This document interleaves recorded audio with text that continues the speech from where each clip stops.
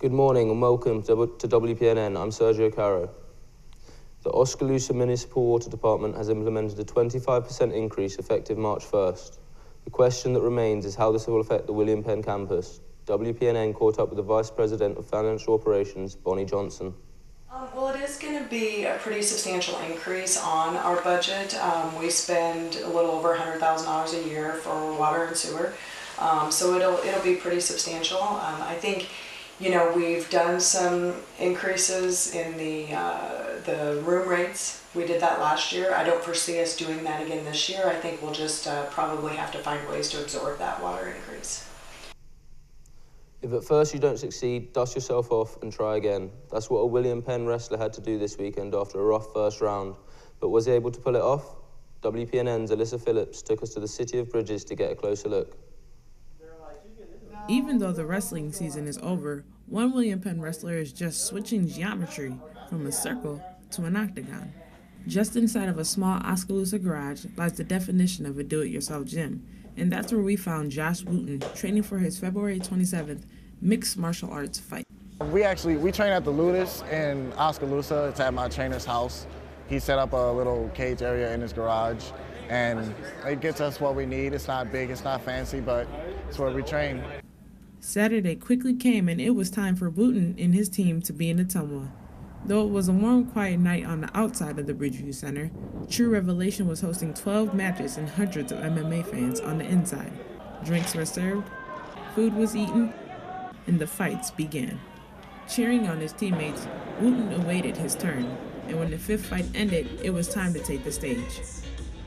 Standing at 6 feet and 170 pounds, Wooten matched up against Jas Podraza, who matched in weight but lost in height.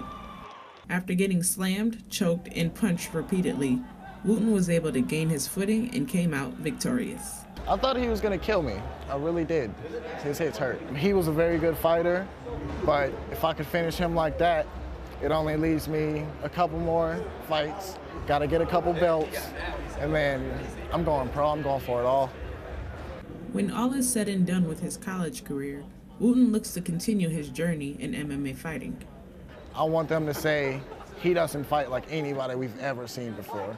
You know, he's wild, he's crazy, he's a little hilarious to watch sometimes. Mostly my entrance, because I'm hilarious. And just want to be myself. I don't want to look like anybody else because I don't want to be compared to anybody else. I want to be the best. For WPNN, I'm Alyssa Phillips. This past fight moved Wooten to 5-1 record. His next fight will be on March 11th at the Val Air Ballroom in Des Moines. Doors open at 6 p.m. We'd also like to thank Cirrus Photography for the use of his photo. The lip sync contest is back. With new competition and the reigning champs from last year returning to compete, the event was set to top the first one, which took place earlier in the fall. WPNN's David Travis has more on the event. Students gathered in the Chief Mahaska room last Friday for the second lip sync contest to see who could really lip sync the best. Music was blazing and the snacks were prepared. The room filled with old competitors and new, looking to be crowned the best. Anyone on campus or off was encouraged to come and participate, and people did, from track to basketball and anyone in between. Competitors picked popular songs, whether it was a solo or any amount of people that you wanted to do a song with. Fun was provided all around by the participants in the contest, ranging from singles to duets, and even a quartet was involved in the fun. Fun and laughs were shared all throughout the night, and new champions were crowned, allowing people to leave the rooms to be able to do something with friends on a Friday night, making the second lip sync battle a success. Look out for other events done by the CAs on campus. The William Penn Cafeteria hosted its semesterly bingo event last week, where students came together for a night of fun. WPNN was there to check it out.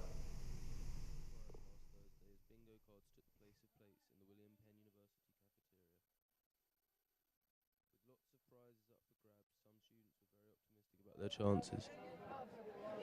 Win, win, win, no matter what. All right. Why is that? Got bingo on my mind. I can't never get enough. I feel good. I feel good. I feel like I'm gonna win this PS4. I think I got it in my hands. My cards is great, man. While others weren't quite so optimistic. All right, here we go. Like I'm not gonna win that. Another G. I can't say that on camera. Event organizer Teresa Dawson has been running bingo night for 3 years after it was a big hit at Penstock. Well, student government buys our main prizes, so they get those for us. So it's whatever they feel like buying, whatever the kids seem to like, they get to pick those. So we have a TV in the fall, and we don't give a TV in the spring just because you guys are getting ready to go home. So, but in the fall, we'll have another TV. As the smaller prizes began to disappear, it was soon time for someone to strike it large and win the grand prize, a PlayStation 4. After all the ups and the downs, it was Derek Millsap who had the last laugh. I've never won that in my life before. Tonight was a great night. Now I'm going to go back to my room and play. The winner of the other big prize was freshman Logan Lunsford, who won a Galaxy tablet. Congratulations to all of the winners. On Saturday, February 27th, tears were shed in the Penn Gymnasium as coaches and fans of the men's and women's basketball teams said goodbye to the seniors. Coach Henry, head coach of the men's basketball team, announced his seniors during halftime of the women's game. His speech caused quite an emotional response among spectators and family members and gave fans a glimpse of a different side of his coaching. Coach Scott, head coach of the women's basketball team, went about his goodbyes a different way, and instead of speaking, he had his seniors announced by R.D. Keep. Coach Scott and Coach Henry both see significant losses with 5 seniors on the women's team and 10 seniors on the men's team. Both teams are now in the midst of the conference tournament, and although they have already said goodbye to some of their key players, there is still a lot of basketball left to play. The women's basketball team lost 66-70 in a close matchup of the quarterfinals last night against Mid-America Nazarene in Kansas, ending their season with a 10-12 in the Heart of America Athletic Conference. Moving on to men's basketball, Penn had its quarterfinal matchup against Benedictine on Wednesday at home. Let's take a look at the final scores. Penn had a great start with 16-0 in the first 5 minutes of the game and ended the first half with a close 33-29 score. Going into the second half, Penn never gave up their lead, finishing the half with a total score of 83-70. Penn will face the Peru State Bobcats at 7 p.m. in semi-finals play tonight. In 3 of the 4 matchups against Peru State, Penn has won. We wish them the best of luck. Now we're going to throw it over to Tyler Hafner in the studio, who is sitting down the head men's basketball coach, John Henry, to get a look for what's ahead tonight. Take it away, Tyler. Thanks, Sergio. I'm here with men's head coach, Coach Henry. Coach, thanks for joining us today. No problem. All right, first question on the list is, what's the difference between the regular season conference championship you guys won and the conference tournament? More or less, why did you guys cut down the nets? Well, we cut down the nets because we won the regular season conference championship, even though it was a 3-way tie for a co-championship. Anytime you play 22 conference games and end up in first place, whether it be a tie or not, it's quite an accomplishment. And, anytime you get a chance to cut the nets down, you should. Yeah, for sure. Okay, so another question is, how do you get your guys to play so unselfishly? Last year, it was kind of, some guys like Shane, for example, and this year, you get a bunch of new guys, and Shane doesn't have as big a role. Or Jesse, a few games, has to sit and not be the point guard. How do you get your guys to do that? As far as the unselfishness part, innately in a sport, selfishness is there. And, that's something that we battle all the time with young people in general. So I wouldn't say that we're great at it, but we do a pretty good job of preaching it daily. How the team can't prosper all as a group if somebody is out to get their own. Sharing the basketball. Stephen Roundtree is really good at helping with that because he is such a great player that also is unselfish and passes the ball. So if he's willing to, everybody else should be as well.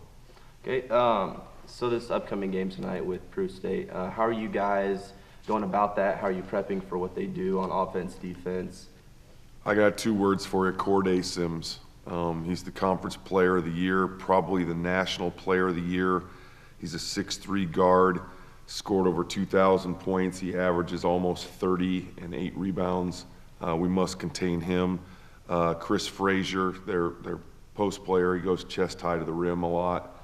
We've got to handle both those 2 guys as well as their other talented guys. And anytime you go to fabulous Peru, Nebraska, it's always an interesting trip. So we're going to do our best and see what happens. Okay. Another question I have is Jarvis Haywood. He came in at semester. How has he impacted your team? you know, from a fan's perspective, it seems like he's fit in quite nicely. But I mean, from a coach's perspective, player's perspective, how has he fit in? Jarvis has been awesome. Anybody who can come in on January 2nd and join a team that at that point was already 15-2 and ranked like 5th in the country and fit in right away. I think his first game was at Culver Stockton on January 6th or 7th. He had 14 points in 10 minutes. The guy can straight up score in a variety of ways. He's fun to be around. He's a good teammate. His defense is improving. It's just been a joy to have him come in. And I wasn't sure at first if we wanted to bring him in because I knew we had enough talent, but with some of the things that have transpired over the year, with guys either being suspended or not with us anymore, it's been the best thing that we ever did. And credit to Coach Sandquist because that was his idea. And Coach Sandquist is a great recruiter and evaluator of people and players. All right, let's talk about Brady Burford and Stephen Roundtree real fast. What have those guys meant to your team in terms of just pure athleticism almost? Granted, neither of those guys played last year, both being seniors. What has that meant to your basketball team? Well, me and you talked off air. The only two combination All-Americans, first-team All-Americans I've ever had were Brandon Beasley and Keith Steffick. And Stephen Roundtree and Brady Burford are not Keith Steffick and Brandon Beasley by any means. They're completely different in that Brady's a power player with the cool hair, the big muscles. Stephen is ultra skilled and can play, you know, all positions. But the fact that we only have these two young men for 1 year has been challenging. But as the years gone by, I've come to appreciate how hard they practice, how hard they play, and what type of teammates they are. And they're just so very coachable and unselfish that it's just been a joy to have them. And quite frankly, they've kept me sane with some of the issues that we have had with other players. These two have just been a godsend for me. Awesome. And then my last question here is, have you guys gotten your national invitation yet for the tournament? Or when do you get that? We have not actually qualified as of yet. We did get an email on Tuesday afternoon from the NAI asking us when we would arrive on Monday the 14th because they have to set up some clinic stuff for Champions of Character. And I just said, well, we haven't qualified yet. And they said, well, we're quite certain you're coming. We're trying to get ahead on the scheduling. And I said, well, you can schedule us for whatever time you want because if you schedule us, that means we're coming. But we have not actually mathematically qualified. If we win tonight and Mid-America wins, we're in. The only way that we can't qualify tonight is if Graceland were to win, because then there's a chance that Graceland could win the conference tournament. But I think with our overall national ranking being number 10 in the nation with 25 wins, I think we're a lock. But, you know, I don't make the decisions. So we'll have to wait and see and wait for our ticket to be punched. All right, well, best of luck to you guys. Best of luck to the men's basketball team. Back to you, Sergio. Thank you, Tyler. Thank you, Coach Henry. Well, that's all for this instalment of WPNN. We'll see you again next time with news about William Penn and the Oskaloosa area. Have a great weekend, everybody.